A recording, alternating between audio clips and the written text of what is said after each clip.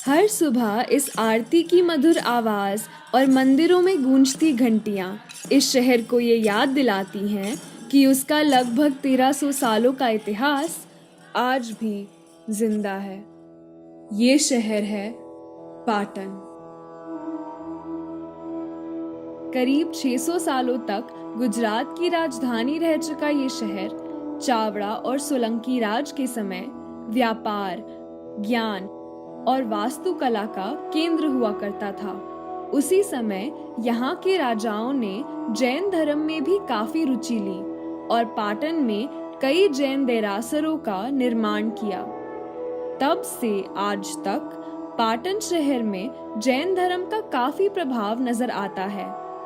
हालांकि आज पाटन में 1% से भी कम जैन लोग रहते हैं, फिर भी यहाँ 122 जैन देरासर पाए जाते हैं जो लगभग 100 साल पुराने हैं। यही ऐतिहासिक धरोहर पाटन का प्रताप हुआ करती थी। लेकिन धीरे धीरे ये शहर बदलने लगा। अहमदाबाद की राजधानी बनने के बाद पाटन की अहमियत और महिमा दोनों ही कम होते गए। 20वीं सदी के आगमन तक पाटन में व्यापार और नौकरियां बहुत ही कम हो गई थी। इसी समय के दौरान पाटन में बसने वाले जैन लोग मुंबई, अहमदाबाद, यहाँ तक कि यूएसए और कनाडा जैसी जगहों पर पलायन यानी कि माइग्रेट कर गए थे ताकि वो अपनी जिंदगी आर्थिक रूप से बेहतर कर सके। फिर भी पाटन के जैन समाज ने अपने वतन पाटन को नहीं छोड़ा। बाहर जाकर हुए आर्थिक लाभ से वे पाटन के उत्थान में जुट गए।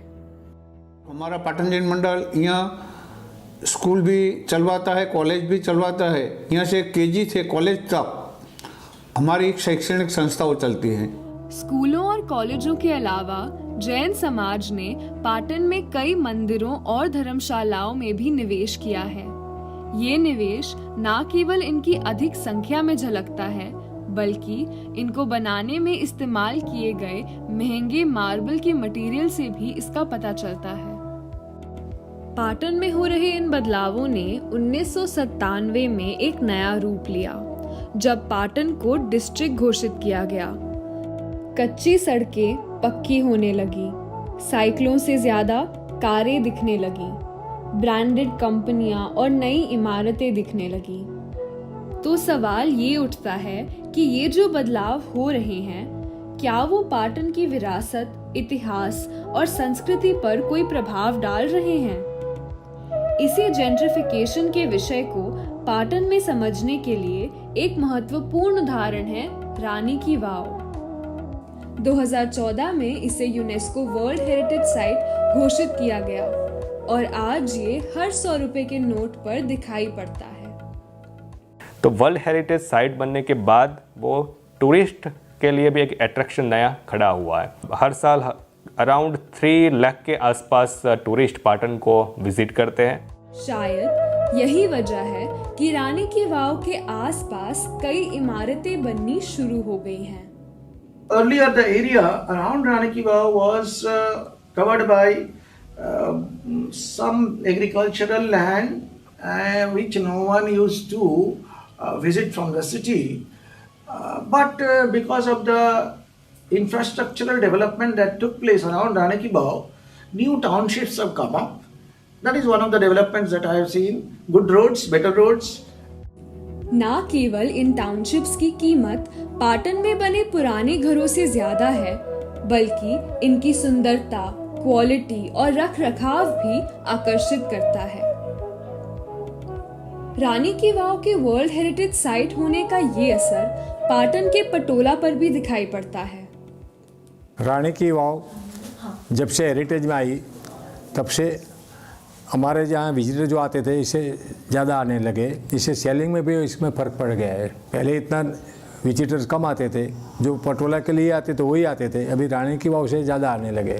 पर असली पटोला इन आम पर्यटकों के लिए बहुत महंगा होता है, इसलिए कई लोगों ने नकली पटोला बनाकर भी सस्ते में बेचना शुरू कर दिया है, ताकि आने वाले पर्यटकों से कुछ आमदनी प्राप्त हो सके। लेकिन पटोला की कला को बचाने के लिए जो प्रयास करने चाहिए वो नहीं हुए हैं। पटोला को के अलावा मशरूम का जो कपड़ा है वो भी पाटन की पहचान है, लेकिन इसके लिए डेवलपमेंट के लिए जो करने चाहिए वो प्रयास नहीं हुए। जैसे रानी की वाव तो हेरिटेज में आ जाने के बाद पूरे विश्व में और 100 की नोट पे आ जाने के बाद इसको प्रसिद्धि मिल गई, लेकिन ऐसी जो पाटन की कलाएं हैं, पटोला है, मशरूम है, कागज़ की कला है, मिट्टी के बर्तन हैं, वो सारी कलाओं को डेवलप करने के लिए एक अलग से पार्क बना के इसको प्रोटेक्ट करना चाहिए था, टैक्स बेनिफिट्स वगैरह देने चाहिए थे, वो नहीं दिए गए। पाटन में रानी की वाव के अलावा भी कई ऐतिहासिक जगहें हैं, जैसे सहस्त्रलिंग तालाब, वीर मेघमाया मंदिर और कई पौराणिक दरवाजे, लेकिन इन्हें रानी की वाव की तरह नहीं पहचाना जाता। इसलिए ना तो यहाँ पर्यटक है और ना ही आमदनी का कोई जरिया। Patan needs to do a lot. The government needs to do a lot for Patan to become a buzzing tourist place, because we don't have decent cafeterias, we don't have multicultural cuisine, hotels which would offer multicultural cuisine. ऐसे तो पाटन क्या है, गरीब विस्तार जिसको बोलते हैं, कोई उद्योग नहीं है यहाँ पे, कोई उद्योग नहीं है। उद्योग की ताती ज़रूरत है यहाँ पे पाटन को। उद्योग आ जाए तो रोजगारी मिल जाए और पाटन का डेवलप इससे भी अच्छा हो जाए। रानी की वाव है वर्ल्ड हेरिटेज, लेकिन वो ओनली फॉर टूरिस्टों के लिए है। बिजनेस के लिए तो ये क्या है, उद्योग चाहिए। रोजगारी है सही, लेकिन कम है। उद्योग आ जाए और ये रेलवे लाइन में बड़ी बड़ी ट्रेनें यहाँ से सेटलमेंट कर देना, तो यहाँ पाटन का डेवलप ज़्यादा हो जाए। पास्ट में हम जब देखते हैं, क्योंकि हमारे पास रेल कनेक्टिविटी नहीं थी, हमारे पास रोड कनेक्टिविटी नहीं थी, पानी की भी बड़ी दिक्कत हुआ करती थी, इसलिए इंडस्ट्रियल ग्रोथ यहाँ पे इतना आपको नहीं मिलता है। 97 के बाद के हम देखते हैं, हमारे पास अभी रेल कनेक्टिविटी है। जो पाटन भिलड़ी रेल प्रोजेक्ट हम लोगों का जो बहुत लॉन्ग पेंडिंग इशू हुआ करता था, तो हाल ही में हम लोगों ने वो प्रोजेक्ट भी पूरा किया है। पाटन को रेल कनेक्टिविटी अच्छे से मिला हुआ है। दूसरा, पाटन को सेंटर में रख के रोड का वाइडनिंग अभी प्रोजेक्ट चल रहा है। आने वाले लगभग 1 साल में ये प्रोजेक्ट पूरा हो जाएगा, तो ऑलमोस्ट 4 लेन की कनेक्टिविटी पाटन को मिलने वाली है। साथ में मैं बताना चाहूँगा कि जो पानी की किल्लत थी, आज पाटन को नर्मदा का मैक्सिमम वाटर मिलने वाले डिस्ट्रिक्ट में से एक डिस्ट्रिक्ट है। उसका डायरेक्ट जो इम्पैक्ट है वो हमारी जो एग्रीकल्चर है वो एग्रीकल्चर पे पड़ा हुआ है। और साथ में बहुत सारी जो एजुकेशन फील्ड में गवर्नमेंट ने यहाँ पे नॉर्थ गुजरात यूनिवर्सिटी का हेडक्वार्टर पाटन को बनाया हुआ है। यहाँ पे मेडिकल कॉलेज है, यहाँ पे इंजीनियरिंग कॉलेज है, ITIs यहाँ पे बनी हुई है, आर्ट्स और कॉमर्स और अलग अलग फैकल्टीज़ की कॉलेजेस आपको यहाँ पे मिलती है। तो आने वाले दिनों में हम लोग टूरिज़्म में भी यहाँ पे डेवलपमेंट देख रहे हैं, एजुकेशन फील्ड में भी डेवलपमेंट देख रहे हैं, एग्रीकल्चर फील्ड में भी डेवलपमेंट देख रहे हैं, और साथ में हम लोगों ने यहाँ पे JID से भी 2 एस्टैब्लिश करने के लिए जा रहा है, क्योंकि अब हमारे पास पानी की दिक्कत नहीं है। तो आने वाले दिनों में हम लोग इंडस्ट्रीज़ में भी डेवलपमेंट पाटन का देखने के लिए विटनेस हो पाएंगे।